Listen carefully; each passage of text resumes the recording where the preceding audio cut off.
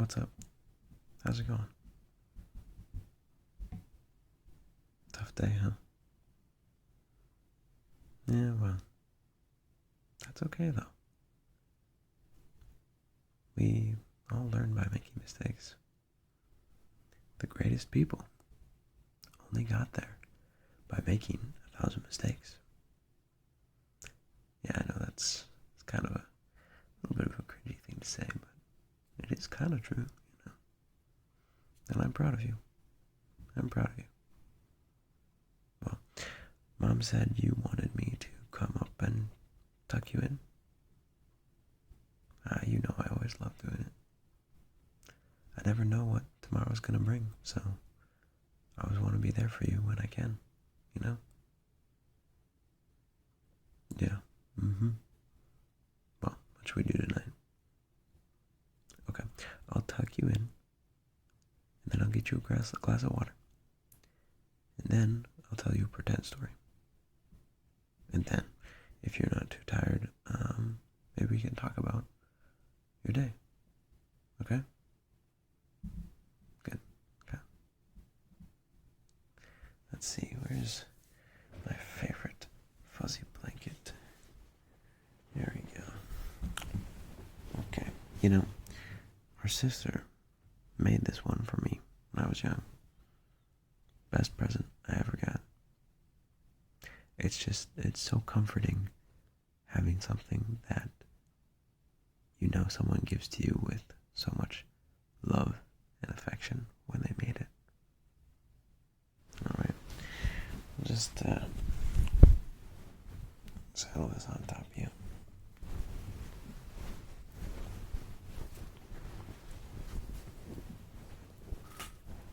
Yeah.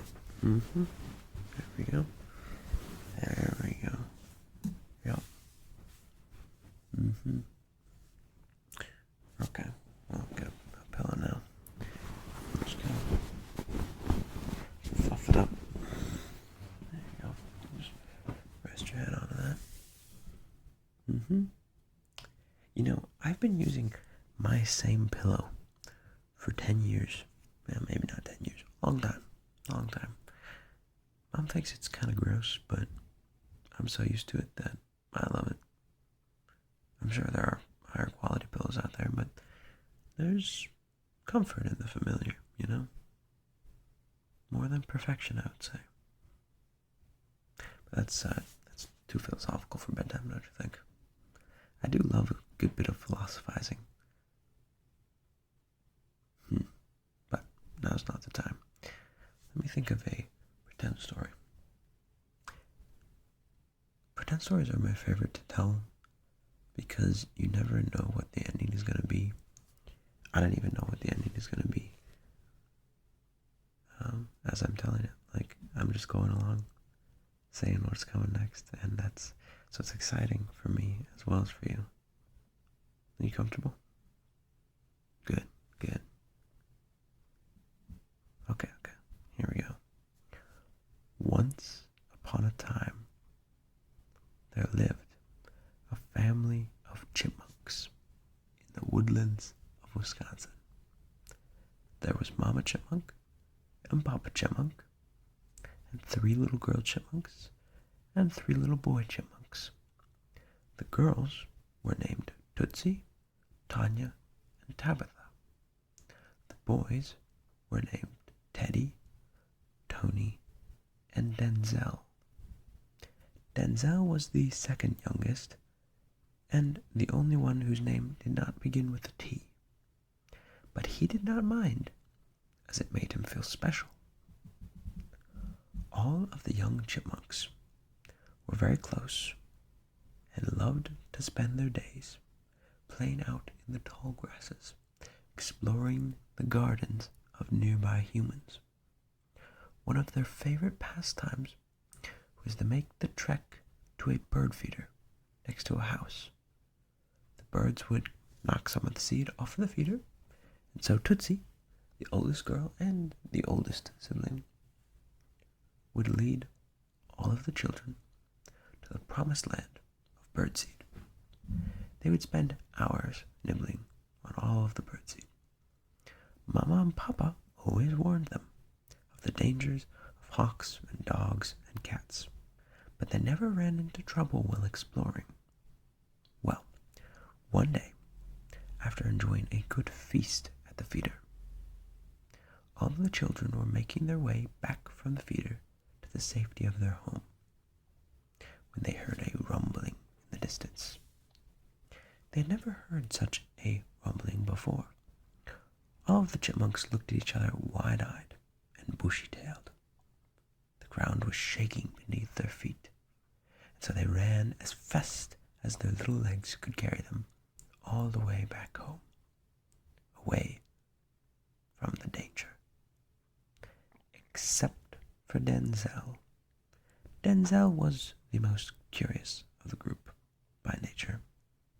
It could also be said that he was the most foolish of the group, as he could probably do anything from his curiosity, regardless of how dangerous it actually was. But his curiosity always managed to overcome his fears. Well, all his fellow chipmunk siblings ran away, but he took a detour and found a monumental rock.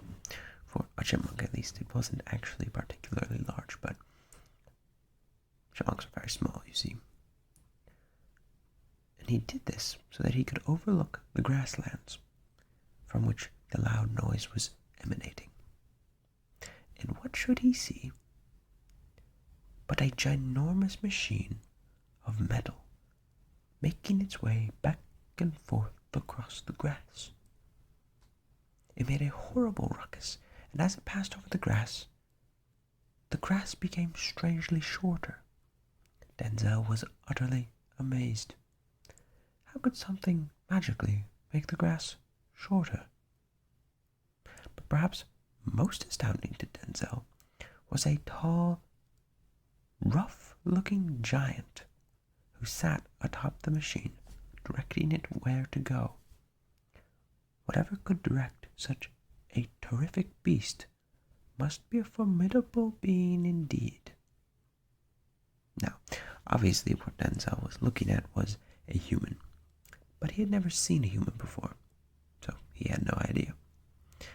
As Denzel watched, the machine came closer and closer and closer, until on one pass, the giant looked at Denzel as he rode. This was too much for him. The shock terrified him and sent him heart-pounding all the way back home so that he could tell his family what he had seen. All out of breath, he ran into his family's tunnels, shouting, "Mama, Papa, I just saw the most horrible beast outside. It was making terrific noises and knocking all of the grass flat."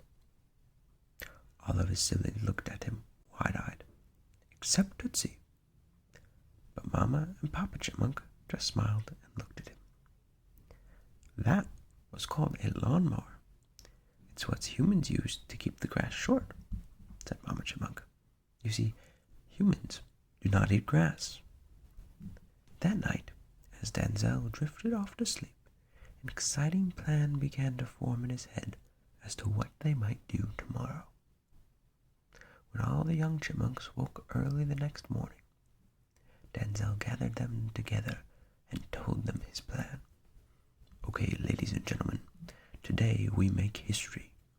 We're going to steal the giant lawnmower thing that the humans drive and use it for what we need. We might even be able to scare the humans into giving us something." After some muttering, they all nodded in agreement. "Okay, Tootsie, you've seen the humans drive these things before, correct?" "Yes, they leave this thing called the key in it, and you have to turn it before the machine can start moving.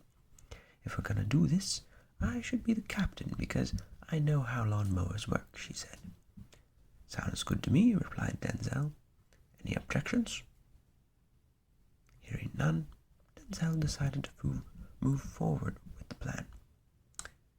Tootsie stood up on a little pebble and addressed them all. "Okay, here's how this is going to work.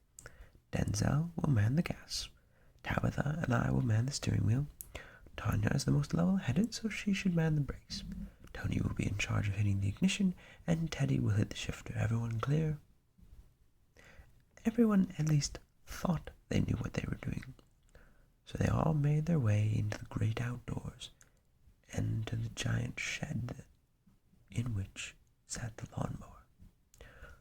Tootsie and Denzel were the only ones to have seen the lawnmower before, so all the siblings were in awe. "How do they make it so big?" asked Tabitha, wide-eyed. "Well, humans are very large," said Tootsie. "I suppose so," said Tabitha. All the little chipmunks got in position with some difficulty.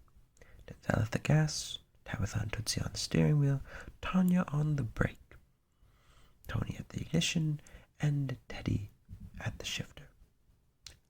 "Okay, we ready to roll?" asked Denzel. 5 yeses replied. "Good. Hold down the brake, Tanya, and turn the ignition key, Tony." Tony turned the key, and like magic, the whole thing roared to life. They cheered. "Now it's time to drive. The house is right in front of us, so we'll need to turn to the left as soon as we get out of the shed. Tanya, keep the brake down, and Teddy, drop it in to drive." They did, and now they were ready to get moving. "Okay, Tanya, let off the brake, and I'm going to hit the gas. Be ready to steer, Tootsie." Tootsie saluted. They were not, in fact, ready. Tanya let off the brake sooner than anyone was expecting. Denzel panicked and pressed on the gas. They jumped forward, and Tabitha fell off the steering wheel, crashing to the floor and the lawnmower with a loud thump. Poor Tootsie had no chance of steering the whole giant lawnmower on her own. They careened towards the human house. Denzel tried to yell at the top of his lungs to turn the steering wheel, and Tootsie did pull with all her might, but she did not realize that Denzel was in fact going full throttle, and neither did Denzel. Denzel was rather oblivious to what he was actually doing. Trying to think quickly, Teddy decided to shift into neutral, which was a very good idea, but they had too much momentum.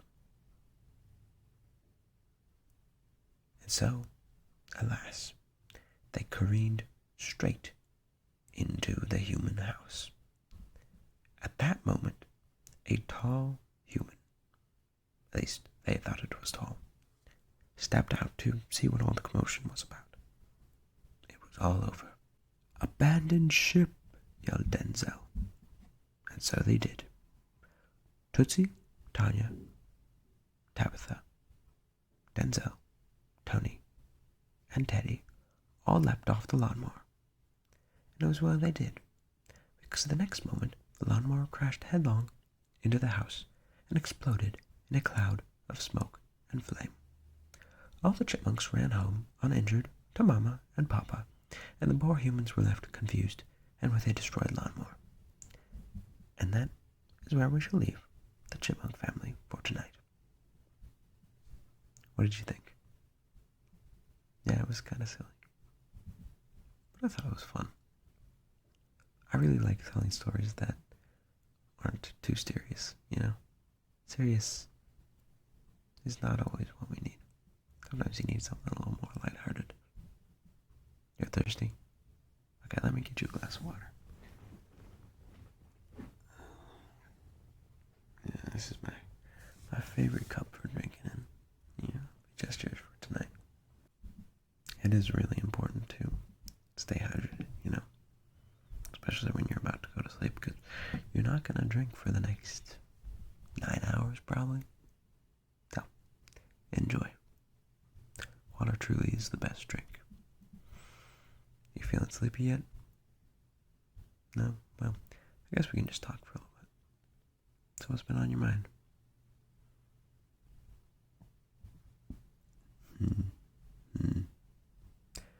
Change is scary, yeah. For sure. But change is good. Some change is bad. But change always makes you grow as a person. And as long as you approach change with the right attitude, I personally believe that you can always come out a better person on the other side than you were before. Yeah. That doesn't mean that change is always easy.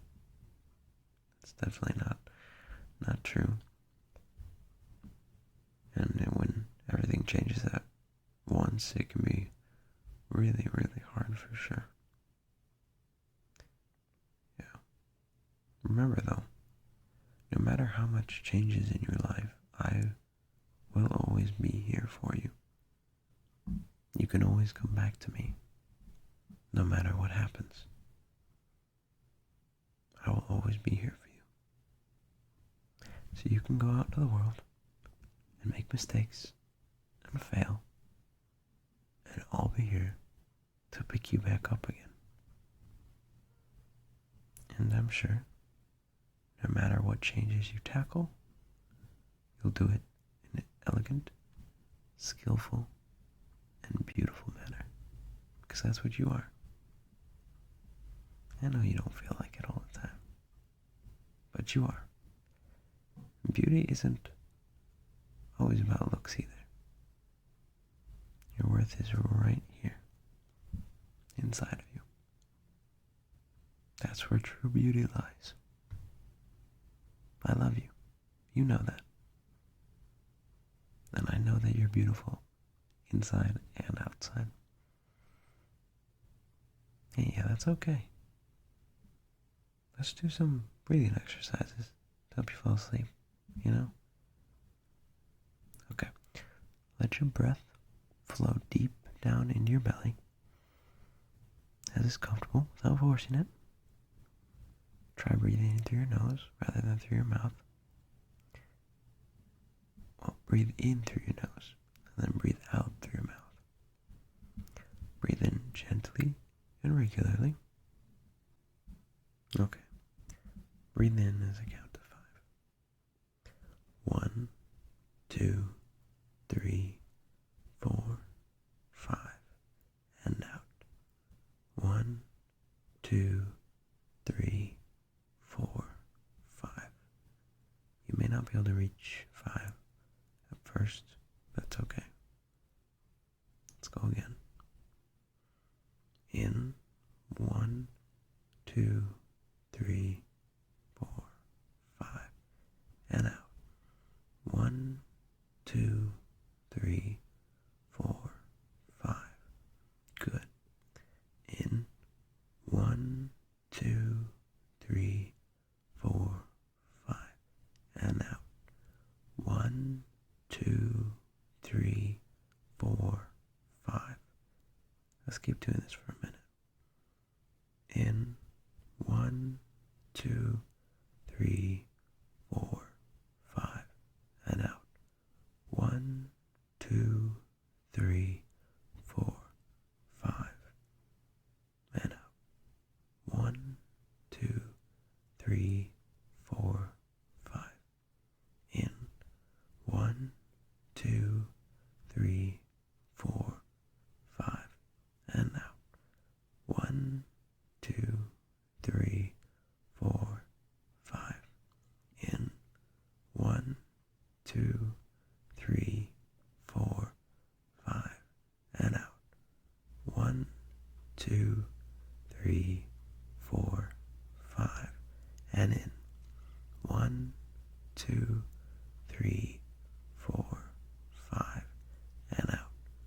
1, 2, 3, 4, 5. And now it's time for sleep. You are safe. Relax. Feel all your muscles. Let all the tension out.